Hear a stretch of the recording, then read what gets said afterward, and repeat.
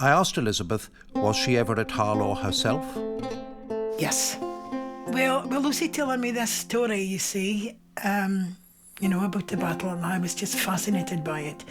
But Lucy had been there as well, my Aunt Lucy, because my people were travellers, as you know, and they would camp at certain places. And sometimes the travellers never knew what went on in that piece of land. And I'm telling you, they come out with some strange stories. One of the stories, can I tell you this story, John? Right, well, there's a place outside of Aberdeen called Scotstoun's Moor. You'll ken about us, say, Scotstoun's Moor. It's out of Aberdeen and on the Inverrody Road.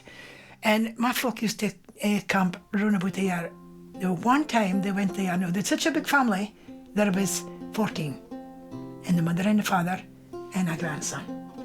So it was 17 people. But anyway, they would camp at Scotstoun Moor, and this one particular night, there was a camp at both sides in a gap. And my grandfather would take everything off the carts, and then he would set up their dishes for sale the next day. They did the best of porcelain, they did the best of everything. It wasn't junk. And this one particular night, the families was in the two tents. My grandfather heard something, and he went out.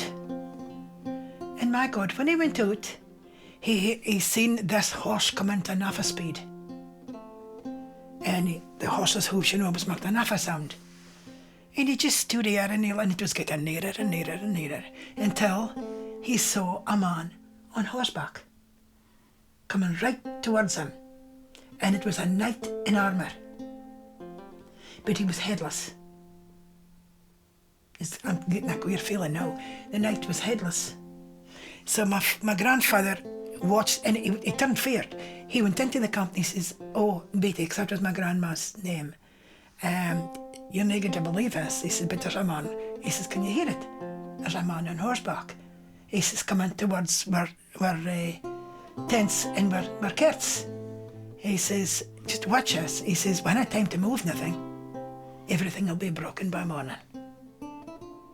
So he picked up courage and looked out through the tent, and he seen the man, what a speed, come in, went right through the carts, the dishes fell to bits.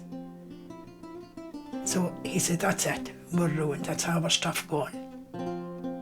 Next, he says, "When it comes daylight, we're going out of here, we're leaving here." So when it come break of day, he thought he would get up and sort everything out and clean up the mess. And when he went out, everything was in place. There wasn't a dish broken.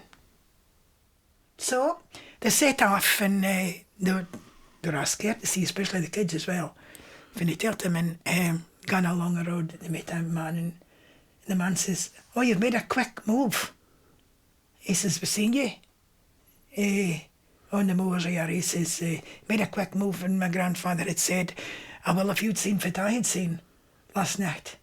And the man says, "Well, there is something funny about that place." He says, "Because any traveller at anybody camps here, they didn't abide in the length of time." That story is, I love that, you see. I'll go there and look and see if I could see a night.